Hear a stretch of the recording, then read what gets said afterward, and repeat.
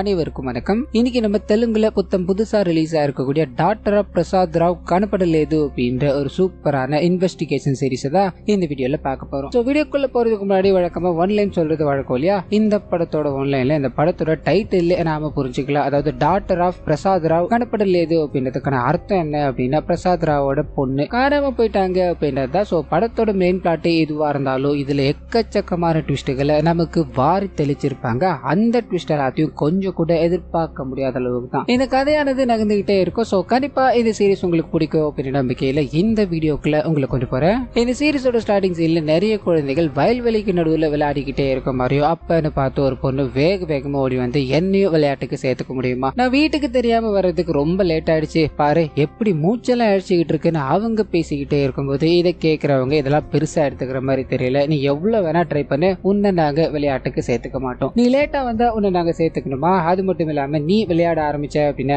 எல்லாரும் ஏமாத்தி விளையாடிக்கிட்டு இருக்க, இது எங்களுக்கு சுத்தமா பிடிக்கல அப்படின்ற மாதிரி அவங்க மட்டும் இந்த குழந்தைய இக்னோர் பண்ணிட்டு விளையாடிக்கிட்டே இருக்கும்போது இந்த குழந்தையும் வேகமா ஒரு பெரிய கிணறு இருக்கு, அந்த கிணத்து பக்கம் போய்கிட்டே இருக்க. மற்ற குழந்தைகள் எதுக்காக இந்த மாதிரி பண்ணிக்கிட்டு இருக்க, நாங்க விளையாட்டுக்கு சேர்த்துக்கல அப்படின்றதுக்காக நீ எகிரி குதிக்க போறியா அப்படின்ற மாதிரிலாம் கேட்க இந்த குழந்தை அது மறுக்குது, நான் எகிரி குதிக்கணும் அப்படின்றதுக்காகலாம் வரல, உள்ள நிறைய மீன்கள் இருக்கு இல்லையா, அது எல்லாத்தையும் பார்க்கணுன்றதுக்காக தான் வந்தேன், அங்க பாருங்களேன் நிறைய மீன்கள் இருக்கு அப்படின்ற மாதிரி எல்லாரையும் காமிச்சுக்கிட்டே இருக்கும்போது இவங்க கிட்ட நெக்கல பேசின ஒரு லேடி இருக்காங்களே, அதாவது அந்த குழந்தைய யாரும் பார்க்காத சமயத்துல இவங்க பிடிச்சி தள்ளி விடுறாங்க அப்படின்ற மாதிரியும் அந்த குழந்தை உயிருக்கு போராடிக்கிட்டு இருக்க நிலைமையில இவங்க அப்படியே திரும்பும் போது இந்த எல்லா விஷயங்களையுமே ஒரு கூட்டி போய் பாக்குறான் அப்படின்றத நமக்கு இங்க காமிச்சிட்டு அப்படியே கட் பண்ணா பிரசன்ட்ல. சோ பிரசாத் ராவ் அப்படின்ற தன்னோட பொண்ணுக்கு நிறைய முறை நள்ளிரவுல கால் பண்ணிக்கிட்டே இருக்கும்போது கால் எடுக்கிறதா தெரியல. இதனால பயந்து போன இந்த மனுஷனும் வேகமா அங்க ஒருத்தர் கேப் எல்லாத்தையும் ஓட்டிட்டு, அதாவது திருப்பதி வரைக்கும் சர்வீஸ் பண்ணிட்டு இங்க வந்து படுத்து தூங்கிட்டு இருக்காருன்னு இருக்கோம். அவர் எழுப்புறாரு, நம்ம உடனடியா ஹைதராபாத் போக முடியுவாரு கேட்க, என்னன்னா இவ்வளவு மழை பெய்யுது, புயல் வேற இருக்குன்னு சொல்றாங்க, உங்களுக்கு ஏதாவது அவசரமான வேலையானு சொல்ல இவரு கொஞ்சம் அவசரம் தான் தம்பி, நீ கொஞ்சம் வர முடியுமான்னு கம்பல் பண்ணதால இவர் கார் எடுத்துக்கிட்டு போக ஆரம்பிக்க, போகும்போது இவர் ஏதோ ஒரு விஷயத்த நினைச்சுக்கிட்டே இருக்காரு. அது அப்படியே கட் பண்ணி பிளாஷ்பேக் உள்ள போக ஆரம்பிக்குது. இவருக்கு அழகான ஒரு பெண் குழந்தை பிறக்குது. அந்த குழந்தைக்கு சுவாதி அப்படின்ற மாதிரி பேர் வச்சதும் முதல் வேலையா இவரோட அம்மா இறந்து போயிருப்பாங்க, அம்மாக்கு மாலைகள் எல்லாத்தையும் போட்டிருப்பாங்க, அது எல்லாத்தையும் எடுக்கிறார். காரணம் என்ன அப்படின்னா, என்னோட அம்மாவே மறுபடியும் வந்து பிறந்திருக்காங்க, இதனால என் அம்மாவோட போட்டோக்கு மாலை போடக்கூடாது அப்படின்ற மாதிரி குழந்தைய ரொம்ப கேர் பண்ணி பாத்துக்கிட்டு இருக்காரு அப்படின்ற விஷயங்கள் எல்லாத்தையும் ஒரு சின்ன பாடல் மூலமா நமக்கு காமிச்சுக்கிட்டே இருக்க. அப்படியே கட் பண்ண குழந்தை பெரிய மனுஷன் ஆயிடுறாங்க. அண்ட் காலேஜ் எல்லாத்தையும் முடிச்சுட்டு ஒரு இன்டர்வியூ அட்டென்ட் பண்றாங்க. அது மூலமா அவங்களுக்கு ஹைதராபாத்ல சாஃப்ட்வேர் கம்பெனில ஒரு வேலை கிடைக்க ஆரம்பிக்குது. இதை பத்தி இவங்களோட அம்மா கிட்ட பேசும்போது அவங்க தயங்குறாங்க. காரணம் என்ன அப்படின்னா, இவங்களோட அப்பா இவங்களை வீட்டை விட்டு வெளியே அனுப்ப மாட்டாரு, பக்கத்து ஊருக்கு போனதுனா கூட 1000 தடவை யோசிப்பாரு. அப்படி இருக்கும்போது பொண்ணு ஹைதராபாத்துக்கு வேலைக்கு அனுப்பணும் அப்படின்னா அது சாத்தியமா? இதெல்லாம் நடக்கவே நடக்காது அப்படின்ற மாதிரி இவங்க பேசிக்கிட்டே இருக்கும்போது சுவாத்தியோ, அப்பா நான் கேட்டா விடுவாரு, நான் கேட்காம விட மாட்டேன் அப்படின்ற மாதிரி அப்பா இவங்களோட வீட்டு கீழே தான் மளிகை கடை வச்சிருக்காரு. அது வேகமா அப்பா கிட்ட இதை பத்தி சொல்லலான்னு போக அப்பாவை பார்த்ததும் பயப்பட ஆரம்பிக்கிறாங்க. வேகமா இந்த சைடு அம்மா கிட்ட வந்து என்னால பேச முடியலமா, ஆனா ஒண்ணு அப்பா கிட்ட எப்படி இதை சம்மதம் வாங்கணும் அப்படின்றது எனக்கு தெரியும்னு சொல்லி அப்பாவோட கூட பிறந்தவர்கள்லாம் இருக்காங்க இல்லையா, அவங்க கிட்ட போன் பண்ணி எனக்கு வேலை கிடைச்சிருக்கு, அதுவும் ஹைதராபாத்ல கிடைச்சிருக்குன்னு சொல்ல முதல்ல சந்தோஷப்பட்டாலும் அடுத்ததா ஹைதராபாத் அப்படின்ற மாதிரி பேரை சொல்றாங்க இல்லையா, அங்க அப்பா அனுப்ப மாட்டார் அப்படின்றது அவங்களுக்கு நல்லாவே தெரியும். அதை தாண்டி இவங்களோட அப்பாவை எதிர்த்து யாருமே பேச மாட்டாங்க. இதனால என்னமா பண்றது, அப்பா பேச்ச கேளுமா, நீ வீட்டுல இருமான்னு சொல்லும் போது இவங்க அப்படியே அழ ஆரம்பிக்கிறாங்க. நீங்க இல்ல அப்படின்னா என்னால எதுவும் பண்ண முடியாது, கொஞ்சம் உதவ முடியுமா அப்படின்ற மாதிரி கேட்டு பார்க்க மொத்த சொந்தக்காரங்களும் வீடு ஏறி வந்துடுறாங்க. இந்த விஷயத்தை தெரிஞ்ச இவங்களோட அப்பாவும் எதுக்காக இங்க வந்திருக்கானுங்க என்னவா அப்படின்ற மாதிரி கேட்டு விசாரிக்கும் போது தான் பொண்ணுக்கு வேலை கிடைச்சிருக்கு, அதுவும் சாஃப்ட்வேர் கம்பெனில வேலை கிடைச்சிருக்கு, அதனால வெளியூர் போய் ஆகணும் அப்படின்ற ஒரு கட்டாயத்துல இருக்காங்கன்னு தெரிய ஆரம்பிக்குது. இதை கேட்டது இந்த மனுஷன் பயங்கரமா கத்த ஆரம்பிக்கிறாரு. அங்க இருக்க எல்லாருமே நம்மளோட பொண்ணு என்ன வேலை செய்ய போறா அப்படின்றதே நம்மளோட பொண்ணு கேட்டா மட்டும்தான் நமக்கு தெரியும், அந்த அளவு தான் நாம படிச்சிருக்கோம். அது மட்டும் இல்லாம நம்மளோட ஃபேமிலியிலே 10வது தாண்டி படிச்சுக்கிட்டு இருக்க ஒரே ஒரு ஆள் இவ மட்டும்தான் இல்லையா. இவங்களோட அப்பாவோட கான்செப்ட் என்ன அப்படின்னா, படிச்ச படிப்பு எல்லாமே அறிவுக்காக தான், வேலைக்கு போகணும்னு அவசியம் கிடையாது அப்படின்றதா. இது எல்லாத்தையும் சொல்லி வேலைக்கு போறேன் அப்படின்னா 4 பேருக்கு நம்மளோட பொண்ணு 4 பேருக்கு இன்ஸ்பிரேஷனா இருப்பா, அது மூலமா நிறைய குழந்தைகள் படிக்க ஆரம்பிச்சு நம்மளோட சந்ததியும் வளர ஆரம்பிக்கும் அப்படின்னு நம்ம எல்லாம் சொல்ல இந்த மனுஷன் ஆழ்ந்த சிந்தனைக்கு அப்புறமா சரின்னு சம்மதிக்க அப்படியே கட் பண்ணி பிரசன்ட்ல காமிக்கிறாங்க. ஸோ ஹைதராபாத்துக்கு வேகமா போய்கிட்டே இருக்க. இன்னொரு பக்கத்துல இதுக்கு அடுத்த நாள் காலையில இவர் கடையை திறக்கணும் அப்படின்ற மாதிரி இவரோட மனைவி பத்தின்னு எழுந்துக்கிறாங்க. பக்கத்துல பார்த்தா கணவரை காணோம், என்ன பண்றதுன்னு தெரியாம கடைக்கு வேலைக்கு வருவாங்க இல்லையா, அவங்க கிட்ட கேட்கும் போது அண்ணன் வேலை விஷயமா எங்க வெளியே போயிருக்கலாங்கன்னு சொல்ல அப்படியே கட் பண்ணி இந்த சைடு ஹைதராபாத் போய்கிட்டே இருக்கும்போது வண்டி ஓட்டிக்கிட்டு இருக்கா நபர் இருக்கா இல்லையா, எனக்கு பயங்கரமா பசிக்குது, இட்லியை சாப்பிடலான்னு போக இந்த நபரோட முகத்துல ஒரு பதட்டம். ஆனா நீங்க நேத்து நைட்ல இருந்து பதட்டமாவே இருக்கீங்க, உங்களுக்கு என்னதான ஆச்சுன்னு கேட்க இந்த மனுஷனும் பதட்டப்பட்டுக்கிட்டே, நேத்து நைட்ல இருந்து என்னோட பொண்ணுக்கு நான் போன் அடிக்க ட்ரை பண்ணிக்கிட்டே இருக்க, போனே எடுக்கிற மாதிரி தெரியல, அங்க இருக்க வார்டனுக்கும் ட்ரை பண்ண, அவங்களும் கால் எடுக்கிறதா தெரியல, இதனால எனக்கு ஒரு மாதிரி பயமா இருக்கு, என்ன சொல்றதுன்னே தெரியல தம்பின்னு குழப்பத்தில் இருக்கும்போது சாப்பிடணும்னு வந்தவர், அண்ணா உன் பொண்ணை காணோம் அப்படின்ற மாதிரி சொல்லியிருந்தா இந்நேரம் நம்ம ஹைதராபாத் போயிருக்கலாம்னா, ஒரே ஊருக்காரங்களான நம்ம கிட்டே மறைச்சிட்டேனா, நீ வண்டியில ஏறினா அப்படின்ற மாதிரி வேக வேகமா கூட்டு போய்கிட்டே இருக்க. அப்படியே கற்பனா சுவாதி தங்கிக்கிட்டு இருந்த அந்த ஹாஸ்டல் இருக்கு இல்லையா, அங்க போக ஆரம்பிக்குது. அவங்களோட பிலாங்கிங்ஸ் எல்லாமே பாத்தீங்கன்னா அவங்களோட பிளேஸ்ல தான் இருக்கு, ஆனா அவங்கள மட்டும் காணோம் அப்படின்ற விஷயம் தெரிய ஆரம்பிக்குது. கூட இருக்க 3 பேர், அதாவது ரூம்மேட் 3 பேர் இருப்பாங்க, அவங்க மேல நிறைய கம்ப்ளைண்ட்ஸ் எல்லாம் இருக்கு. இதனால இவங்க தான் ஏதாவது பண்ணிருக்கணும், ஒழுங்கு மரியாதையா உண்மையை சொல்லிடுங்க அப்படின்ற மாதிரி கேட்டு பார்த்துக்கிட்டே இருக்கேன். யாரும் வாயை திறக்கிறதா தெரியல. இதனால இங்க இருக்கிற எல்லாரையும் பாத்தீங்கன்னா நீங்க எங்கேயுமே போக கூடாது, போலீஸ் வர வரைக்கும் நீங்க தான் இதுக்கான ரெஸ்பான்சிபிலிட்டியை ஏத்துக்கணும். அண்ட் போலீஸ் வந்ததுக்கு அப்புறம் தான் இந்த இடத்தை விட்டு போகணும்னு சொல்ல அந்த குரூப்ல இருக்கு, அதாவது இந்த மொத்த ஹாஸ்டல்லே ஒரு லேடி பாத்தீங்கன்னா மீடியால வேலை செய்யறாங்க. சோ போலீஸ்க்கு போறதுக்கு முன்னாடி இந்த விஷயம் மீடியால வர ஆரம்பிக்குது. ஊர்ல இருந்து வேலை செய்யணும் அப்படின்ற மாதிரி வந்த ஒரு பெண் திடீர்னு ஹாஸ்டல்ல மாயமாயிட்டாங்க. இதுக்கு பின்னாடி நடந்துகிட்டு இருக்க மர்மங்கள் என்ன அப்படின்ற மாதிரி இதை பத்தி பிளாஷ் நியூஸா போட்டுக்கிட்டே இருக்கும்போது இந்த விஷயத்தை அந்த ஊரோட ஏசிபி கவனிக்க ஆரம்பிக்கிறாரு. வேக வேகமா அங்க போய்கிட்டு இருக்க போலீஸ்காரங்களுக்கு, யோ நீங்க இப்பதான் என்கொயரி பண்ணவே போறீங்கன்னு நினைக்கிறேன், ஆனா கேஸ் அதுக்குள்ள மீடியாக்காரங்க கிட்ட போயிடுச்சு, ஒன்னு பண்ணு,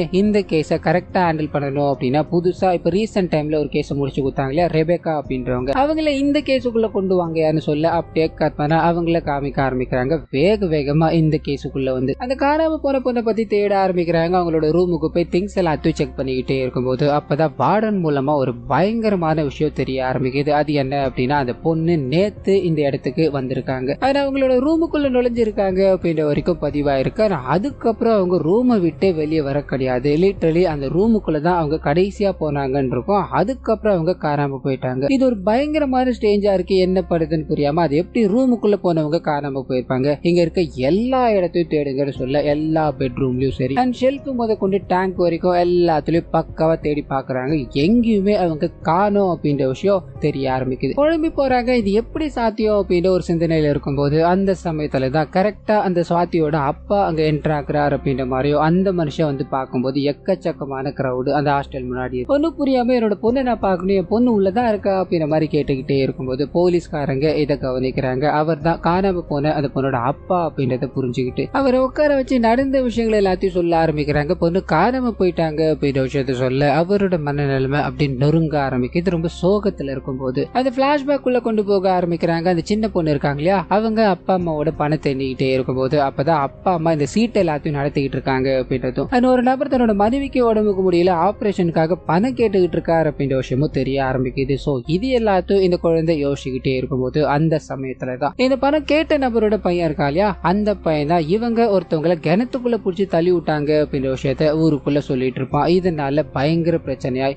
அதுக்கப்புறம் இப்பதான் ஒரு மாதிரி செட்டில்ட் ஆயிட்டாங்க அப்படின்ற மாதிரி இருக்கும். சோ அந்த பையனை பழி வாங்குறதுக்கு இதுதான் சரியான சமயம் அப்படின்ற மாதிரி இவங்க முடிவு பண்ணிட்டு, ஆமா நம்ம இந்த பணம் இருந்தா நல்லா பயங்கரமான வாழ்க்கையை வாழலாமா, நம்ம வேணா ஒண்ணு பண்ணலாமா, இந்த எல்லா பணத்தையும் தூக்கிட்டு இந்த ஊரை விட்டு ஓடிடலாமான்னு கேட்கும் போது இவங்க 2 பேருக்கும் அப்படியே ஆசை தூண்ட ஆரம்பிக்குது. இதனால இவங்களோட அப்பா அந்த பணத்தை எல்லாத்தையும் எடுத்துக்கிட்டு இவங்களை கூப்பிட்டுக்கிட்டு ஊரை விட்டு ஓடி போகணும் ட்ரை பண்ணும்போது இந்த விஷயத்தை இவங்களுக்கு பிடிக்காத அந்த சின்ன பையன் இருக்கான் இல்லையா, அவன் கவனிக்கிறான். ஊர் மக்கள் கிட்ட சொல்ல ஆரம்பிக்கிறான். ஊர் மக்கள் எல்லாரும் சேர்ந்து இவங்களை கையும் கலவமா பிடிக்கிறாங்க அப்படின்ற மாதிரியோ, இதுக்கும் அந்த சின்ன பையன் தான் காரணம். இதனால அந்த சின்ன பையனை பார்த்து முறைச்சுக்கிட்டே இருக்க அப்படியே கற்பனா பிரசன்ட்ல தான் பொண்ணு காணாம போயிட்டாங்க அப்படின்ற விஷயம் தெரிஞ்சது. பயங்கர சோகத்துல இருக்கா இல்லையா, அவர் ஒரு சில விஷயங்களை நினைச்சு பார்க்க ஆரம்பிக்கிறாரு. அதெல்லாம் என்ன அப்படின்னா, பொண்ணு ஹைதராபாத்துக்கு வேலைக்கு போகணும்னு முடிவு பண்ணிட்டாங்க. சோ தான் கொண்டு போய் விட்டுட்டு வரணும் அப்படின்றதுக்காக இவர் அவங்க கூட டிராவல் பண்ண ஆரம்பிக்கிறாரு. தன்னோட வாழ்க்கையில இவர் எதெல்லாம் அனுபவிக்காம இருந்தாரோ அந்த விஷயங்கள் எல்லாத்தையும் தான் பொண்ணு இப்ப அனுபவிக்க போறாங்க. அண்ட் ரொம்ப அழகா ஆங்கிலத்தை பேச ஆரம்பிக்கிறாங்க.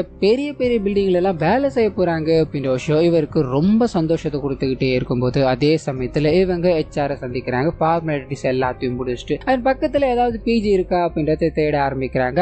அந்த சமயத்துல தான் அந்த 3 பேர் பயங்கரமா கம்ப்ளைண்ட் வந்ததுன்னு சொன்னேன். அவங்களோட ரூம்ல இருந்து ஒரு பொண்ணு, எனக்கு இந்த ரூமே வேணாம், அவளுங்களா ராட்சசி அப்படின்ற மாதிரி வெளியே போக அங்க இருக்க வார்டனை அவங்களை வெளியவும் துரத்த முடியல, இங்க வச்சுக்கவும் முடியல, என்ன பண்றதுன்னு தெரியலையே அப்படின்ற குழப்பத்துல இருக்கும்போது கரெக்டா சுவாதி அங்க போறாங்க. எனக்கு ஒரு ரூம் தேவைப்படுதுன்னு சொல்ல இவங்க அந்த ரூமை கூட்டு போய் காமிக்கிறாங்க. அண்ட் இந்த ரூம் மட்டும் தான் இப்ப ஃப்ரீயா இருக்கு, உங்களுக்கு ஓகேனா எல்லாத்தையும் பேசி முடிச்சிடலாம்னு சொல்லும் போது இவங்க சரின்னு சம்மதிக்கிறாங்க. அங்க அங்க இருந்து போனது அந்த 3 பேருமே வார்டன் கிட்ட ஒழுங்குமுறைதான் அவளை இங்க இருந்து கொண்டு போ, இல்லைன்னா நடக்கிறதே வேறன்னு மிரட்டும் போது வார்டன் பயப்படுறதா தெரியல, இதுக்கு மேல இங்க ஏதாவது ஒரு பொண்ணு வெளியே போச்சு அப்படின்னா நான் பெரிய பெரிய ஆக்ஷன்லாம் எடுக்க வேண்டி இருக்கும் அப்படின்ற மாதிரி மிரட்டிட்டு அண்ட் சுவாதி கிட்ட அட்வான்ஸ் எல்லாத்தையும் வாங்கிட்டு அவங்கள இங்க தங்க வைக்கிறாங்க அப்படின்ற விஷயங்கள் எல்லாத்தையும் நமக்கு காமிச்சுக்கிட்டே இருக்கும்போது சோ அன்னைக்கு தன்னோட பொண்ணை விட்டுட்டு போன அந்த மனுஷன் இப்ப வந்து பார்க்கும்போது பொண்ணு காணாம போயிட்டாங்களே அப்படின்ற சோகத்துல அவங்க எல்லாரும் பேசிக்கிட்டே இருக்கும்போது பொண்ணோட ரூமை தேடி நடக்க ஆரம்பிக்கிறார். அங்க இருக்க யாருமே இதை தடுக்கல, ஏன்னா பொண்ணு காணாம போயிட்டாங்க, அவர் என்ன மனநிலைமையில இருப்பார் அப்படின்றது புரிஞ்சுக்கிட்டு அவரை விட்டு கொஞ்சம் டிஸ்டன்ட் விட்டு நடந்து போய்கிட்டே இருக்கும்போது பிளாஷ்பேக் உள்ள போக ஆரம்பிக்குது. அந்த 3 பேரால இவங்க பயங்கரமா சித்திரவதை அனுபவிக்க ஆரம்பிக்கிறாங்க. முதல் நாள் வேலைக்கு போகணும் அப்படின்ற மாதிரி சந்தோஷத்துல படுத்து தூங்கலாம் ட்ரை பண்ணும்போது அவங்க பயங்கரமா இவங்களை தூங்க விடாம டார்ச்சர் பண்ணிக்கிட்டு இருக்காங்க. என்ன பண்றதுன்னு தெரியாம வார்டன் கிட்ட கொண்டு போறாங்க. அவங்களும் பேசி கீசி பார்த்துட்டு அம்மா வேற ரூம் எதுவும் ஃப்ரீயா இல்லம்மா, ஒரு வாரம் பொறுத்துக்கிட்ட அப்படின்னா ஏதாவது காலி ஆகும் இல்லையா, உடனே நான் ரூம் மாத்திடுறேமா அப்படின்ற மாதிரி சொல்லிட்டு அவங்கள அங்கிருந்து அனுப்பி வைக்க ஆரம்பிக்க இவங்க பஸ் ஸ்டாண்டை தேடி போக ஆரம்பிக்கிறாங்க. முதல் நாள் ஆபீஸ் அப்படின்றதால பஸ் வரல, இதனால ஆட்டோ பிடிச்சாச்சு போகலாம் அப்படின்ற மாதிரி ஆட்டோவை தேடிக்கிட்டே இருக்கும்போது ஒரு மர்ம நபர் இவங்களை பார்த்துக்கிட்டே இருக்க மாதிரியோ இவங்களை ஃபாலோ பண்ண ட்ரை பண்ணிக்கிட்டு இருக்காரு அப்படின்ற விஷயங்களையும் நமக்கு இங்க காமிச்சுக்கிட்டே இருக்கும்போது பிரசன்ட்ல அந்த பிரசாத் ராவ் தன்னோட பொண்ணோட ரூம் நோக்கி போகிட்டு இருக்காரு அப்படின்ற மாதிரி எல்லாரும் திங்க் பண்ணிக்கிட்டே இருக்கும்போது பொண்ணோட ரூம் லெப்ட் ஹேண்ட் சைடு இருக்கு, ஆனா அந்த மனுஷன் ரைட் எடுத்து இந்த பில்டிங்கோட மொட்டை மாடிக்கு போக ஆரம்பிக்கிறாரு. அங்க இருக்க யாருக்கும் ஒண்ணுமே புரியல, என்ன இந்த மனுஷன் இங்க போயிட்டு இருக்காரு, அங்க போய் என்ன பண்ண போறாரு அப்படின்ற குழப்பத்துல அவரை ஃபாலோ பண்ணிக்கிட்டே இருக்கும்போது மாடி மேல ஒரு பெரிய பெரிய டேங்க் இருக்கு. அந்த டேங்க தொட ஆரம்பிக்கிறாரு போலீஸ்காரங்களும். நாங்க டேங்க் ஃபுல்லா செக் பண்ணிட்டோம், ஒன்னும் இல்ல அப்படின்ற மாதிரி சொல்ல இந்த மனுஷனும் டேங்க தாண்டி பின்னாடி போக ஆரம்பிக்க அப்ப ஏதோ ஒரு விஷயத்த பார்க்க ஆரம்பிக்கிறாரு.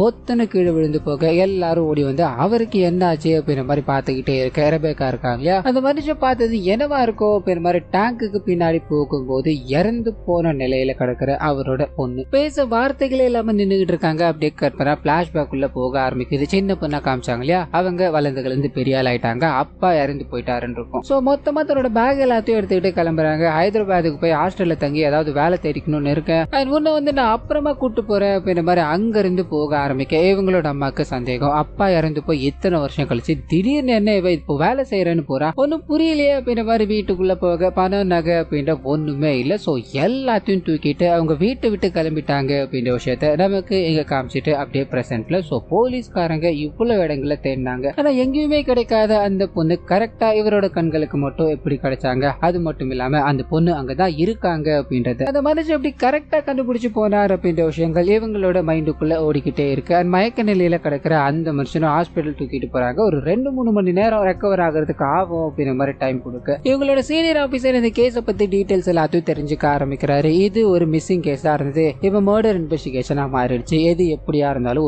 ஒரு நாள் டைம் தரேன், அதுக்குள்ள இந்த கேஸும் முடிச்சிருங்கன்னு சொல்ல அப்படியே கட் பண்ணி ஊர்ல போக ஆரம்பிக்குது. தன்னோட கணவரை காணோம், தன்னோட பொண்ணு போன் எடுக்க மாட்டாங்களே அப்படின்ற மாதிரி மொத்த ஃபேமிலி ஒன்னு திரட்டி என்ன ஆச்சுன்னு தெரியல அப்படின்ற மாதிரி புலம்பிக்கிட்டே இருக்கும்போது அந்த சமயத்துலதான் டிவி நியூஸ் சேனல் மூலமா இவங்களுக்கு நடந்த விஷயங்கள் தெரிய ஆரம்பிக்குது. சோ தன்னோட பொண்ணு இறந்து போயிட்டாங்க அப்படின்றது தெரிஞ்சது பயங்கரமா அழ ஆரம்பிக்கிறாங்க. என்ன பண்றதுன்னு தெரியாம ஹைதராபாத் கிளம்பிக்கிட்டு இருக்காங்க அப்படின்ற விஷயங்கள் எல்லாத்தையும் நமக்கு இங்க காமிச்சுக்கிட்டே இருக்கும்போது ரெபேக்கா அவங்களோட கணவருக்கு போன் பண்ணி இந்த ஒரு நாளுக்குள்ள இந்த கேஸ முடிக்கணும் அப்படின்ற மாதிரி இருக்குல்லையா, இதனால இவங்களோட குழந்தைய நீங்க இன்னைக்கு வேலைக்கு போகாம பாத்துக்க முடியுமான்னு கேட்க அந்த மனுஷனும் சரின்னு தலையாட்ட இன்னொரு பக்கம் ஹாஸ்பிட்டலைஸ் பண்ணப்பட்டிருக்க பிரசாத் ராவை சந்திக்கணும் அப்படின்ற மாதிரி போறாங்க. அந்த மனுஷன் எழுந்துக்க கொஞ்சம் நேரம் ஆகும். அந்த மனுஷன் எழுந்தா மட்டும்தான் எப்படி கரெக்டா தன்னோட பொண்ணோட உடல் அங்கதான் இருக்கு அப்படின்ற விஷயத்த கண்டுபிடிச்சாலியா அந்த விஷயம் தெரிய ஆரம்பிக்கும். அது வரைக்கும் என்ன பண்றதுன்னு தெரியாம குழப்பத்துல அந்த போஸ்ட்மார்ட்டம் ரிப்போர்ட் என்ன ஆச்சுன்னு கேட்கலாரு போக அங்க இருக்க மனுஷனும் ஏற்கனவே அர்ஜென்சி அப்படின்ற பேர்ல ஒரு 4-5 டெட் பாடிகள் இங்க கிடைக்குது, எதுவா இருந்தாலும் ஒரு 3 மணி நேரத்துக்கு அப்புறம் தான் நீங்க எதிர்பார்க்கிற பொண்ணோட போஸ்ட்மார்ட்டம் என்னால கொடுக்க முடியும், அதை மன்னிச்சிருங்க அப்படின்ற மாதிரி சொல்லி அனுப்ப இவங்க அவரோட பிரஷர் எல்லாத்தையும் புரிஞ்சுக்கிறாங்க. சரி உங்களால முடிஞ்ச அளவுக்கு கொஞ்சம் ஸ்பீடா கொடுக்க பாருங்கன்னு சொல்லிட்டு அங்க இருந்து கிளம்பி ஸ்டேஷன் போறாங்க. சுவாதிக்கு சம்பந்தப்பட்ட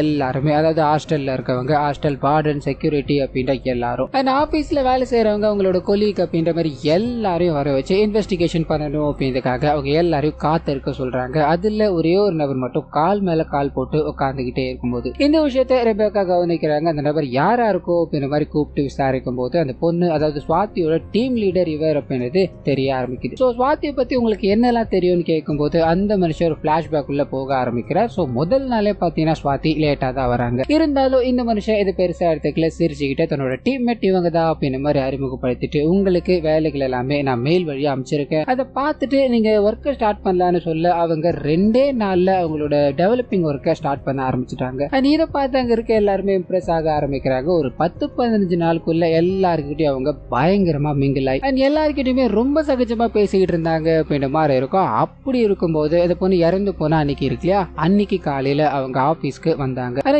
ஏதோ ஒரு மனநிலைமையில இருந்தாங்க, ஒரு மாதிரி டென்ஷனா இருந்தாங்க அப்படின்றத நான் உணர்ந்தேன். இதை பத்தி அவங்க கிட்ட கேட்கும்போது அவங்க எதுவுமே சொல்லல. இதனால உன்னோட அப்பாவை தாண்டி, அதாவது பல கஷ்டங்களை தாண்டி நீ இந்த வேலைக்கு வந்திருக்கமா, உன்னோட மைண்டுக்குள்ள எதுவா இருந்தாலும் அது போரமா தூக்கி வச்சுட்டு உன்னோட வேலையை போக்கஸ் பண்ணுமா அப்படின்ற மாதிரி அவங்க கிட்ட சொல்லி அமிச்சேன். இருந்தாலும் என்னால அடிச்சு சொல்ல முடியும், இத்தனை நாட்கள் இருந்த சுவாதி வேற, அன்னைக்கு பார்த்த சுவாதி வேற அப்படின்ற மாதிரி சொல்ல இவங்க இந்த விஷயங்கள் எல்லாத்தையும் கேட்டு தெரிஞ்சுக்கிறாங்க. சோ ஜாலியா இருந்த பொண்ணு டென்ஷனா இருக்காங்க அப்படின்னா என்னவா இருக்கும், என்ன நடந்திருக்கும் அப்படின்ற தோணையில இந்த மனுஷனோட டீடைல்ஸ் எல்லாத்தையும் வாங்கி வச்சுட்டு ஆபீஸ்ல இவன் எப்பேற்பட்ட கேரக்டர் அப்படின்ற மாதிரி விசாரிங்க, அண்ட் இப்ப இவனை எங்க இருந்து அனுப்பிங்க அப்படின்ற மாதிரி சொல்லிட்டு மத்த யாரையுமே விசாரிக்காம இவங்க டீ குடிக்க ஆரம்பிக்கிறாங்க. கூப்பிட்டு உட்கார வச்சு விசாரிக்காம இப்படி பண்ணிட்டு இருந்த என்னையா அர்த்தம், நேரங்கள் செல்ல ஆரம்பிக்குது. என்னையா இன்வெஸ்டிகேஷன் பண்ணிட்டு இருக்காங்க அப்படின்ற மாதிரி ரெபேக்கா கூட இருக்க இன்ஸ்பெக்டரும் இதை பத்தி கேட்கலான்னு போகும்போது அவங்க இந்த இன்வெஸ்டிகேஷன் பேட்டர்னே பாத்தீங்கன்னா வேற மாதிரி தான் ஹேண்டில் பண்ணுவாங்க. நேரங்கள் செல்ல செல்ல இந்த கூட்டத்துல இருக்க யாரோ ஒருத்தர் தான் நமக்கு சஸ்பெக்ட் அப்படின்ற மாதிரி தெரியும். சோ அவன் டென்ஷன் ஆகும், அது மூலமா அவனை நம்ம பிடிக்கலாம். இது எல்லாமே ஒரு யூனிக்கான டெக்னிக்கா நான் ஃபாலோ பண்ணிட்டு இருக்கேன் அப்படின்ற மாதிரி பேசிக்கிட்டே இருக்கும்போது செக்யூரிட்டி இருக்கா இல்லையா, அவரை கூப்பிட்டு விசாரிக்க ஆரம்பிக்கிறாங்க. அது மூலமா ஒரு சின்ன பிளாஷ்பேக் வந்து போக ஆரம்பிக்குது. செக்யூரிட்டியும் அந்த இறந்து போற சுவாதியும் பாத்தீங்கன்னா ஒரு மாதிரி க்ளோஸா தான் இருப்பாங்க. காரணம் என்ன அப்படின்னா, அப்பா போகும்போது கூட செக்யூரிட்டி கிட்ட என் பொண்ணை நல்லா பாத்துக்கோங்க அப்படின்ற மாதிரி சொல்லிட்டு தான் போயிருப்பாரு. சோ டெய்லி வரும்போது இந்த செக்யூரிட்டி கிட்ட அவங்க பேசிட்டு தான் போவாங்க அப்படின்ற மாதிரி இருக்கும். இறந்து போற அன்னைக்கு கூட அவங்க ரொம்ப சந்தோஷமா தான் இவர்கிட்ட வராங்க. இன்னைக்கு என்னோட சம்பள நாள் இல்லையா,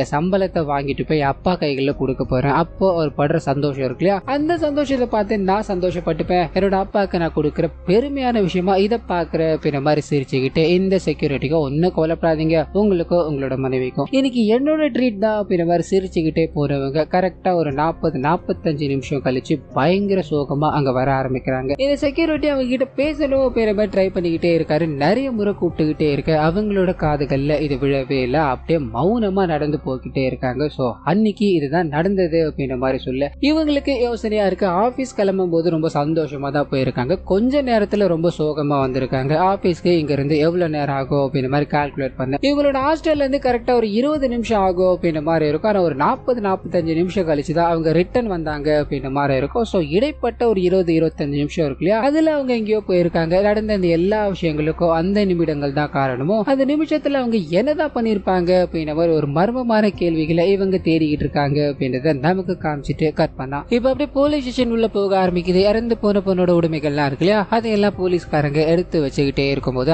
அவங்களோட டைரி மட்டும் அவங்க யாருக்குமே தெரியாம ஒரு டேபிளுக்கு கீழே விழுந்துருது அப்படின்றத நமக்கு காமிச்சுக்கிட்டே இருக்க கட் பண்ண வெளியில போலீஸ்காரங்க என்கொயரி பண்ணணும் அப்படின்றதுக்காக எல்லாரையும் கூப்பிட்டு உட்கார வச்சிருக்காங்க இல்லையா, அதுல இருக்க வார்டன் மட்டும் பயங்கர கோபம் அடைகிறாங்க. என்கொயரி அப்படின்ற பேர்ல எங்களை எவ்வளவு நேரம் எதுக்காக உட்கார வச்சிருக்கீங்க, நீங்க என்னதான் நடக்குது அப்படின்ற மாதிரி அங்க இருக்க போலீஸ்காரர்கிட்ட சத்தம் போட்டுக்கிட்டே இருக்கும்போது இந்த விஷயத்தை ரெபேக்கா கவனிக்கிறாங்க. சோ கூப்பிட்டு விசாரிக்க ஆரம்பிக்கிறாங்க. அது மூலமா எனக்கு என்னமோ அந்த பொண்ணோட ரூம்மேட்டான 3 பேர் தான் இதை பண்ணிருப்பாங்கன்னு தோணுது. அந்த ரூமுக்கு யார் போனாலும் சரி அவங்கள பயங்கரமா துன்புறுத்திக்கிட்டே இருப்பாங்க. அந்த 3 பேரை நீங்க உங்க ஸ்டைல விசாரிச்சாலே உண்மைகள் எல்லாமே தெரிய போகுது, எதுக்காக டைம் வேஸ்ட் பண்ணிக்கிட்டு இருக்கீங்க அப்படின்ற மாதிரி திட்டிக்கிட்டே இருக்கும்போது ரெபேக்காக்கு இது சுத்தமா பிடிக்கல. ஏன்னா இவங்க என்ன வேலை செய்யணும் அப்படின்றத அவங்க சொல்றாங்க இல்லையா, இதை பத்தி அவங்க கிட்டே சொல்லிட்டு என்னோட வேலையை என்னால பாத்துக்க முடியும் அப்படின்ற மாதிரி முதல்ல அந்த 3 பேரையும் உள்ள கூப்பிடுறாங்க. அண்ட் 3 பேரோட மொபைல் போனையும் அவங்களோட கையில கொடுக்குறாங்க. நீங்க உங்களோட ஹாஸ்டலுக்கு போகலாம், நாங்க தேவைப்படும் போது கூப்பிடுறோம்னு சொல்ல வார்டனுக்கு ஒண்ணுமே புரியல. அந்த பொண்ணு இறந்து போயிட்டா இந்த 3 பேர் தான் காரணம்னு சொல்றேன், நீங்க கண்டுக்கவே மாட்டீங்க. இந்த 3 பேரும் அந்த பொண்ணோட ரூம்ல தான் இருந்தாங்க, இறந்து போயிட்டான்னு தெரிஞ்சதுக்கு அப்புறம் ஒரு வார்த்தை கூட ஏன் அவளுங்க பேச கூட இல்ல. அப்படி இருக்கும்போது எதுக்காக இவங்களை வெளியே விடுறீங்கன்னு கேட்கும்போது ரெபேக்கா செம்ம கோவம் அடைறாங்க. அந்த சமயத்துல தான் இந்த 3 பேரையும் அவங்க விசாரிச்சுட்டாங்க அப்படின்றதோ, இந்த 3 பேரும் அவங்களுக்கு எதிரிலாம் கிடையாது. இன்னும் சொல்ல போனா இந்த 3 பேருமே அவங்களுக்கு நெருங்கிய நண்பர்களா இருந்தாங்க அப்படின்ற விஷயம் தெரிய ஆரம்பிக்குது. இந்த 3 பேர்ல ஒருத்தவங்களுக்கு வலிப்பால துடிச்சுக்கிட்டே இருக்கும்போது அப்போ இவங்களுக்கு உதவுனது சுவாதி தான். அதுல இருந்து இவங்களுக்கு ஒரு நல்ல ஃப்ரெண்ட்ஷிப் உருவாக ஆரம்பிச்சிருக்கோம் அப்படின்றத எல்லாத்தையும் நமக்கு காமிச்சுக்கிட்டே இருக்கு. அதே சமயத்துல சுவாதி அன்னைக்கு ரூமுக்கு வரும்போது இந்த 3 பேர்ல ஒருத்தவங்க மட்டும் இருந்தாங்க. நான் குளிச்சுட்டு வரேன் அப்படின்ற மாதிரி உள்ள போயிருப்பாங்க. குளிச்சுக்கிட்டே இருக்கும்போது ரூமுக்குள்ள யாரோ வர சத்தம் கேக்குது. இதை கவனிச்ச இவங்க உள்ள இருந்து குரல் கொடுக்க ஆரம்பிக்கிறாங்க. நான் தான் சுவாதி, வேற ஒண்ணும் கிடையாது அப்படின்ற மாதிரி அவங்க சொல்லிட்டு போக இவங்க குளிச்சு முடிச்சுட்டு வெளியே வந்து பார்த்தா இவங்களோட 2 நண்பர்கள் வந்துட்டாங்க. சுவாதியை காணோம். சோ திங்ஸ் எல்லாமே அங்கதான் இருக்காங்கன்னா வெளியே போயிருப்பாங்க போல அப்படின்ற மாதிரி ஃப்ரீயா விட நேரங்கள் செல்லதான் அவங்க காணாம போயிட்டாங்க அப்படின்ற தகவல் இவங்களுக்கு கிடைக்க ஆரம்பிக்குது. சோ இதை தாண்டி இவங்க எந்த தப்புமே பண்ணல அப்படின்ற விஷயம் தெரிய ஆரம்பிக்குது. இதனால அவங்களை அனுப்பிட்டு இந்த மறுபடியும்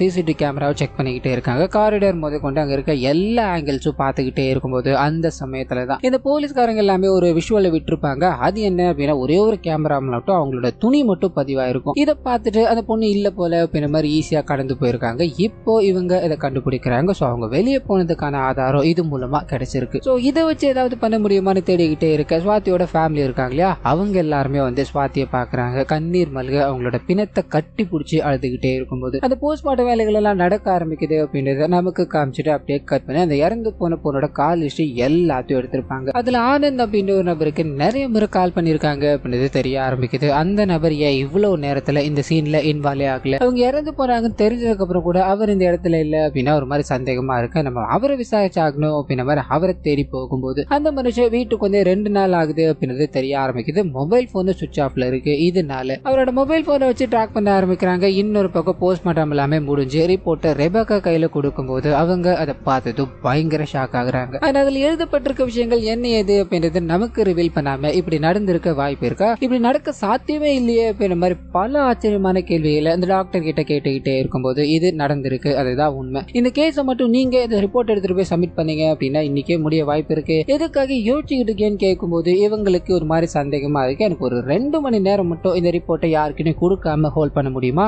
எனக்கு இந்த கேஸ்ல ஒரு சில சந்தேகங்கள்லாம் இருக்கு, அது எல்லாத்தையும் நான் கிளியர் பண்ணிக்கிறேன் அப்படின்ற மாதிரி அவர்கிட்ட பெர்மிஷனை வாங்கி முதல் வேலை ஆனந்த் அப்படின்ற ஒரு நபரை தேடிக்கிட்டு இருந்தாங்க இல்லையா, அந்த நபர் ஒரு இடத்துல பதுங்கி இருக்கார் அப்படின்ற தகவல் கிடைக்க ஆரம்பிக்குது.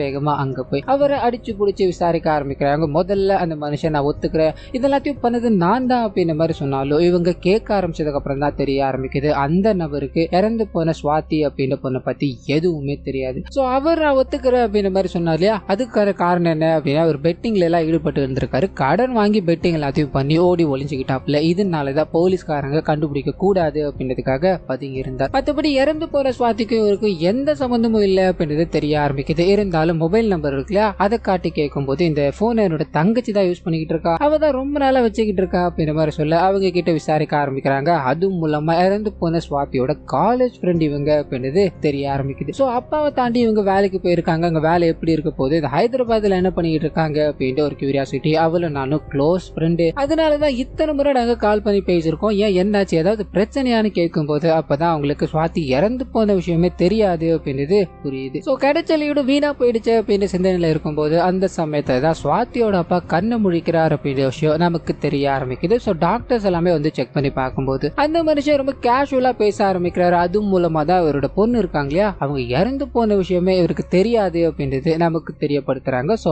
அன்னைக்கு இவர் போய் பார்க்கும்போது அவங்க டேங்குக்கு பின்னாடி உட்காந்து அழுதுகிட்டு இருந்தாங்க. சோ அது மட்டும் தான் இவரோட தாட்டுக்குள்ள ஓடிக்கிட்டே இருந்திருக்கு. என் பொண்ணை பார்த்த சந்தோஷத்துல தான் நான் டேப்லெட் எல்லாம் போடாம இருந்தேன், மயக்கம் போட்டு விழுந்துட்டேன், மத்தபடி என் பொண்ணுக்கு எதுவும் ஆகல, எனக்கும் ஒன்னும் ஆகல அப்படின்ற மாதிரி கேஷுவலா பேசிக்கிட்டே இருக்கு. டாக்டர் இது புரிஞ்சுக்கிறாரு. கூட இருக்க எல்லாருக்கிட்டையுமே உங்களோட பொண்ணுக்கு எதுவும் ஆகல அப்படின்ற மாதிரி நினைச்சுக்கிட்டு இருக்காரு. இப்போ இந்த விஷயங்களை சொன்னீங்க அப்படின்னா ஏதாவது நடக்க வாய்ப்பு இருக்கு, சோ பார்த்து பொறுமையா ஹேண்டில் பண்ணிக்கோங்கன்னு சொல்ல ஃபேமிலி மொத்தமா அவர்கிட்ட போய் பேச ஆரம்பிக்கிறாங்க. இவருக்கு இப்படிப்பட்ட சூழல்கள் இங்க போய்கிட்டு இருக்கு அப்படின்ற எதுவுமே தெரியாம என் பொண்ணை பத்தி, அதாவது அவரோட பொண்ணை பத்தி நிறைய விஷயங்களை அழகா பேசிட்டு தன்னோட பொண்ணு எங்கன்னு கேட்டுக்கிட்டே இருக்க இவங்க இல்ல வேலைக்கு போயிருக்காங்க, அவங்க வர டைம் ஆகும், நீங்க நல்லா ரெஸ்ட் எடுங்க அப்படின்ற மாதிரி சொல்லிட்டு வெளியே போய் நடந்த விஷயங்களை எப்படி சொல்ல போறோமோ அப்படின்றது தெரியாம பயங்கரமா அழுதுகிட்டு இருக்காங்க அப்படின்ற விஷயங்கள் எல்லாத்தையும் நமக்கு காமிச்சிட்டு அந்த டிரைவர் இருக்கா இல்லையா, அவர் ரெபேக்காக்கு போன் பண்ணி நடந்த விஷயங்கள் எல்லாத்தையும் சொல்ல ஆரம்பிக்க அவங்க இப்ப போய் அவர்கிட்ட என்ன பேசுறது அப்படின்ற குழப்பத்துல இருக்காங்க. இருந்தாலும் தன்னோட பொண்ணு கரெக்டா அங்கதான் இருப்பாங்க அப்படின்ற மாதிரி போனார் இல்லையா, அதுக்கு காரணம் என்னவா இருக்கும் அப்படின்ற மாதிரி அவர்கிட்ட போனை கொடுத்து அந்த பொண்ணு இறந்து போன விஷயங்கள் எல்லாத்தையும் பேசாம, அம்மா நாங்க போலீஸ்காரங்க அவ்வளவு பேர் தேட கஷ்டப்பட்டுக்கிட்டு இருந்தோம், நீங்க கரெக்டா எப்படி அந்த இடத்துக்கு போனேன்னு கேட்கும்போது சின்ன வயசுல இருந்து இந்த சுவாதி இருக்காங்க இல்லையா, அவங்களுக்கு ஏதாவது ஒரு சோகம் அப்படின்னா கரெக்டா அந்த டேங்குக்கு பின்னாடி போய் உட்காந்துக்கிட்டு பயங்கரமா அழுவுறது வழக்கமா இருந்திருக்கும், எனக்கு பார்க்க மாட்டாங்க அப்படின்னு ஒரு காரணத்துக்காக தான். சோ அன்னைக்கும் இதனாலதான் நான் அங்க போனேன், என் பொண்ணு நல்ல வேலையா அங்க இருந்தாமா அப்படின்ற மாதிரி இறந்து போனது தெரியாம போலீஸ் கிட்ட பேசிக்கிட்டு தன்னோட பொண்ணு பார்க்கணுன்ற மாதிரி சந்தோஷத்துல இருக்கும்போது அந்த சமயத்துல தான் ஹாஸ்டல்ல வேலை பார்க்குற செக்யூரிட்டி இருக்கா இல்லையா, அவர் வேகமா ஓடி வந்து அம்மா ஒரு விஷயத்த நான் சொல்ல மறந்துட்டேமா. சுவாதி கடைசி ஹாஸ்டல் வந்தப்போ ஒரு டிராபிக் போலீஸ் இறக்கி விட்டு போனாருமான்னு சொல்ல இவங்களுக்கு செம்ம கோவம். ஏன் முன்னாடியே சொல்லலான்னு கேட்கும்போது இல்லமா அப்ப ஞாபகம் வரல, இப்பதான் ஞாபகம் வந்தது அப்படின்ற விஷயத்த சொல்லிட்டு போக அதே சமயத்துல ஒரு டிராபிக் போலீஸ காமிக்கிறாங்க. டிவி நியூஸ் சேனல்ல சுவாதியோட கொலை கேஸ், அதாவது அவங்க முதல்ல காணாம போனாங்க, அதுக்கப்புறமா இறந்து போய் கிடக்குறாங்க அப்படின்ற கேஸ் இருக்கு இல்லையா, அதை போக்கிட்டே இருக்கும்போது ஒரு பயங்கர ஷாக்கோட பாத்துக்கிட்டு இருக்காரு அப்படின்றத நமக்கு காமிச்சிட்டு இன்னொரு பக்கம் இதுல டிராபிக் போலீஸ் இருக்காரு அப்படின்றத இவங்க தெரிஞ்சுக்கிட்டாங்க. அது யாரா இருக்கும் அப்படின்ற ஒரு கேள்விக்குறி இருக்கு இல்லையா. இதனால அங்க இருக்க எல்லா சிசிடிவி கேமராவை அலசி ஆராய்ஞ்சுக்கிட்டே இருக்கும்போது கரெக்டா ஒரு பார்ட்டிகுலர் இடத்துல ஒரு டிராபிக் போலீஸ் கிட்ட அவங்க ஏதோ பேசியிருக்காங்க அப்படின்ற விஷயம் பதிவாயிருக்கு. இது மூலமா அது யார் என்ன அப்படின்றத கண்டுபிடிச்சு அவர் அரெஸ்ட் பண்ணி கூட்டு போய்கிட்டே இருக்கு. அதே சமயத்துல இங்க இந்த சுவாதியோட அப்பா இருக்கா இல்லையா, அவர் தனிமையில இருக்கும்போது சுவாதியோட ஃப்ரெண்டு இவர்கிட்ட பேசணும் அப்படின்ற மாதிரி போக அந்த சமயத்துலதான் சுவாதி இறந்து போயிட்டாங்க அப்படின்ற ஒரு தகவல் இவருக்கு தெரிய ஆரம்பிக்குது. பயங்கர சோகத்தோட தன் பொண்ணை பார்க்கணும் அப்படின்ற மாதிரி வேக வேகமா ஓடிக்கிட்டே இருக்கும்போது அதே சமயத்துல ரிப்போர்ட் எல்லாத்தையும் எடுத்துக்கிட்டு இந்த ரெபேக்கா இருக்காங்க இல்லையா, அவங்களோட சீனியர் ஆபீசரை போய் சந்திக்கிறாங்க. இந்த கேஸ் முடிஞ்சது, இந்த பொண்ணு இறந்து போனதுக்கான காரணத்தை கண்டுபிடிச்சேன்னு சொல்லும் போது இங்க நமக்கு ஒரு பயங்கரமான ட்விஸ்ட். இது நேரம் வரைக்கும் அவங்க இறந்து போனதுல பல சஸ்பெக்ட் இவங்க விசாரிச்சாங்க அப்படின்ற மாதிரி இருக்கு. அந்த சஸ்பெக்ட் எல்லாமே இங்க ஒண்ணுமே இல்லாம போகுது. அவங்களோட மரணம் ஒரு இயற்கையான மரணம் தான். அண்ட் முக்கியமா சொல்லணும் அப்படின்னா அவங்க இந்த ஹார்ட் அட்டாக் வந்து இறந்து போயிருக்காங்க அப்படின்ற மாதிரி இருக்கும். சின்ன வயசுல ஹார்ட் அட்டாக், இதுக்கு என்ன காரணமா இருக்கும் அப்படின்ற மாதிரி டாக்டர் கிட்ட இந்த கேள்வியை அவங்க கேட்கும்போது இது ரொம்ப ரேரஸ்டான விஷயம் அப்படின்றது தெரிய ஆரம்பிக்குது. சாகிறதுக்கு முன்னாடி அவங்க ரொம்ப நேரமா அழுதுகிட்டே இருந்திருக்காங்க இல்லையா, அதனாலதான் அந்த ஹார்ட் அட்டாக்கே வந்திருக்கு. அந்த சமயத்துல யாராவது இவங்களை பார்த்து ஹாஸ்பிட்டல் கொண்டு போயிருந்தாங்க அப்படின்னா பொழைச்சிருப்பாங்க. ஆனா டேங்குக்கு பின்னாடி போனதால இந்த விஷயம் யாருக்குமே தெரியாம போச்சு. சோ அழுதுகிட்டே இருந்ததுக்கான காரணம் என்ன அப்படின்னு ஒண்ணு இருக்கு இல்லையா, அதை பத்தி இவங்களோட சீனியர் கிட்ட பேசிக்கிட்டே இருக்கும்போது அதே சமயத்துல வேக வேகமா தன்னோட பொண்ணை பார்க்கணும்னு போய்கிட்டு இருக்க பிரசாத் ராவ் கிட்ட போக ஆரம்பிக்குது. தன்னோட பொண்ணை தொடலான்னு போகும்போது அம்மா தட்டி விடுறாங்க. இது எல்லாத்துக்கும் காரணம் நீ தாண்டா, உன்னால தாண்டா என் பொண்ணு இறந்து போறா அப்படின்ற விஷயத்த சொல்ல இவருக்கு பயங்கர ஷாக்கா இருக்கு. அதே சமயத்துல ரெபேக்காவோ இங்க எதுக்காக அப்படின்றத விவரிக்க ஆரம்பிக்கிறாங்க. சோ அந்த டிராபிக் போலீஸ பிடிச்சாங்க அப்படின்ற மாதிரி இருக்கு இல்லையா, அவர்கிட்ட கேட்கும்போது அன்னைக்கு சுவாதி ஒரு மாதிரி பயந்து பயந்து வந்துகிட்டே இருக்காங்க. காரணம் என்னன்னு விசாரிக்கும் போது ரொம்ப நாளாவே ஒருத்தர் தன்னை ஃபாலோ பண்ணிக்கிட்டு இருக்காரு. அந்த மனுஷனை பார்த்து பயந்துதான் எங்க இப்படி வந்தாங்க அப்படின்ற விஷயம் டிராபிக் போலீஸ்காரர் தெரிஞ்சுக்க ஆரம்பிக்கிறாரு. அவரை பிடிச்சி எதுக்காக ஃபாலோ பண்றேன்னு கேட்கும்போது சார் என்னெல்லாம் அடிக்காதீங்க, அவங்களோட அப்பா தான் ஃபாலோ பண்ண சொன்னாலும் சொல்ல இந்த விஷயத்த சுவாதி கிட்ட சொல்ல ஆரம்பிக்கிறாரு. அதை கேட்டதும் அவங்களோட மனமே உடைஞ்சு போயிடுது. இது நாட்கள் வரைக்கும் தன்னோட அப்பா தன் மேல அன்பாதான் இருந்தார் அண்ட் பயங்கர பாசமா இருந்தார் அப்படின்ற மாதிரி இவங்க நினைச்சுக்கிட்டே இருக்கும்போது அது எல்லாத்தையும் தாண்டி அவர் இவங்க மேல சந்தேகப்பட்டுதான் இந்த வேலைகள் எல்லாத்தையும் பார்த்திருக்காரு அப்படின்ற விஷயம் தான் இவங்களோட மைண்டுக்குள்ள ஓட ஆரம்பிக்குது. சோ அதை பத்தின எண்ணங்கள் இவங்களுக்குள்ள ஓடிக்கிட்டே இருந்ததாலதான் இவங்க அதை நினைச்சுக்கிட்டு அழ ஆரம்பிக்கிறாங்க. ஹார்ட் அட்டாக்ல இறந்து போயிட்டாங்க அப்படின்ற விஷயம் தெரிய ஆரம்பிக்குது. சோ முழுக்க முழுக்க அப்பாவோட சந்தேகத்தாலதான் அவரோட பொண்ணு இறந்து போயிருக்காங்க அப்படின்ற மாதிரி இந்த கேஸை க்ளோஸ் பண்ணும்போது பிரசாத் ராவை யாருமே மதிக்கிறதா தெரியல. ஏன்னா பொண்ணை சந்தேகப்பட்டு இப்படி கொலை பண்ணிட்டானே, இவெல்லாம் நல்லா இருப்பானா அப்படின்ற மாதிரி சொந்தக்காரங்களே திட்டிக்கிட்டே இருக்கும்போது இவர் மனசுக்குள்ள ஒரு சோகம். அது கூடவே தன்னோட பொண்ணுக்கு இறுதி சடங்கெல்லாம் பண்ணிக்கிட்டே இருக்கு. இவரோட ஊருக்கு இவரை பார்க்கணும் அப்படின்ற மாதிரி ரெபேக்கா வர ஆரம்பிக்கிறாங்க. என்னோட இன்வெஸ்டிகேஷன்ல ஏதோ ஒரு விஷயம் தப்பா போய்கிட்டே இருந்தது, அது இப்ப நான் கண்டுபிடிச்சிட்டேன். அது இதை எல்லாத்தையும் தெரிஞ்சு எதுக்காக நீங்க இந்த மாதிரி மௌனமா இருக்கீங்கன்னு கேட்கும்போது அந்த மனுஷனோட பாயிண்ட் ஆஃப் வியூல இருந்து ஒரு பிளாஷ்பேக் வந்து போக ஆரம்பிக்குது. சோ தன்னோட பொண்ணு இறந்து போயிட்டாங்க அப்படின்ற மாதிரி இருக்கு இல்லையா, போலீஸ்காரங்களை தாண்டி இவர் விசாரிக்க ஆரம்பிக்கிறார். அந்த சமயத்துல தான் தன்னோட பொண்ணோட உடைமைகள்லாம் இருக்கு, அந்த போலீஸ் ஸ்டேஷன் எவிடன்ஸ் பாக்ஸ் இருக்கு, அது இவரோட கைகளுக்கு கிடைக்க ஆரம்பிக்குது. அப்போ ஒரு புக்கு கீழே விழுற மாதிரி காமிச்சிருப்பாங்க இல்லையா,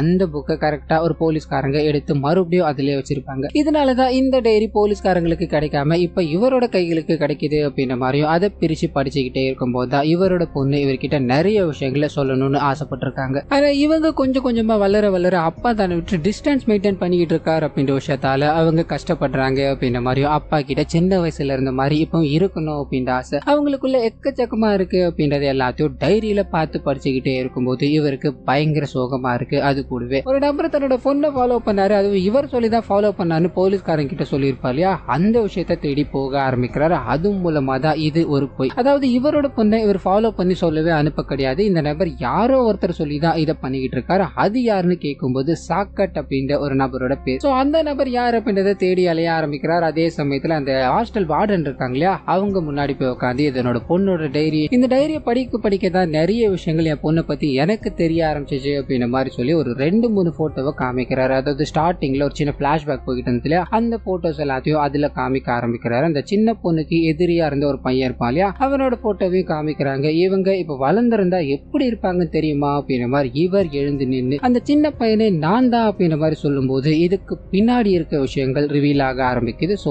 எல்லாத்துக்கும் காரணமா இருக்கிறது இந்த வார்டன் தான். ஸோ பிளாஷ்பேக்ல இருந்த சின்ன பொண்ணு இவங்க தான் அப்படின்ற மாதிரி இருக்கும். இவங்க ரொம்ப நாள் கழிச்சு இவங்களோட வாழ்க்கையை நாசமாக்குற இந்த பிரசாத் ராவை சந்திக்கிறாங்க. அதாவது சின்ன வயசுல ஒரு பகையா இருந்திருக்கும் இல்லையா, அந்த நபரை சந்திக்கிறாங்க. ஸோ பழி வாங்கணும் அப்படின்ற எண்ணத்துக்காக காத்துக்கிட்டு இருக்காங்க. இவரோட பொண்ணை வச்சு அதை நடத்தணும் அப்படின்ற மாதிரி முடிவு பண்ணி பொண்ணை வீட்டுக்கு கூட்டு போய் சாப்பாடு எல்லாமே கொடுத்துக்கிட்டே இருக்க வேணும்னு மேல சாப்பாடை கொட்டுறாங்க. அந்த பொண்ணு துணி மாத்தணும்னு உள்ள அனுப்பி விடும்போது வீடியோஸ் எல்லாத்தையும் எடுத்து வச்சுக்கிட்டு அன்னைக்கு, அதாவது இந்த சேலரி டே இருக்கு இல்லையா, அன்னைக்கு தான் அந்த வீடியோவை அவங்களுக்கு அனுப்பிட்டாங்க அப்படின்ற மாதிரி இருக்கும். அதை பார்த்துட்டு இவங்க என்ன பண்றதுன்னு தெரியாம சோகமாகறாங்க. அண்ட் வார்டன் கையில காலில் விழுந்துகிட்டே இருக்கும்போது இவங்களுக்கு மன்னிக்கணும் அப்படின்ற எண்ணமே இல்லை. இது எல்லாமே ரிவெஞ்சுக்காக தான். அப்ப எனக்கு எவ்வளவு பண்ணிருக்கான் தெரியுமா அப்படின்ற மாதிரி அதை எல்லாத்தையும் பண்ணிக்கிட்டே இருக்கதான் அவங்க என்ன பண்றதுன்னு தெரியாம சோகத்துல இது அப்பா கிட்ட சொல்ல முடியாது அப்படின்ற ஒரு துக்கத்துல டேங்குக்கு பின்னாடி போய் உட்கார்ந்து அழ ஆரம்பிச்சு அந்த இதயம் நின்று போய் அப்படி இறந்து போனாங்க அப்படின்ற விஷயத்துக்குள்ள போக ஆரம்பிக்குது. சோ இது எல்லாத்தையுமே இந்த மனுஷன் சொல்லிக்கிட்டே இருக்கும்போது இந்த எவிடன்ஸ் எல்லாத்தையும் வச்சு நீ என்னப்பா பண்ண போற அப்படின்ற மாதிரி வேக வேகமா இவங்க கீழ்ச்சி போட்டுக்கிட்டே இருக்கும்போது அந்த சமயத்துல தான் இன்னும் சில விஷயங்கள் தெரிய ஆரம்பிக்குது. இது இவங்களோட பொண்ணுக்கு மட்டும் நடந்தது கிடையாது.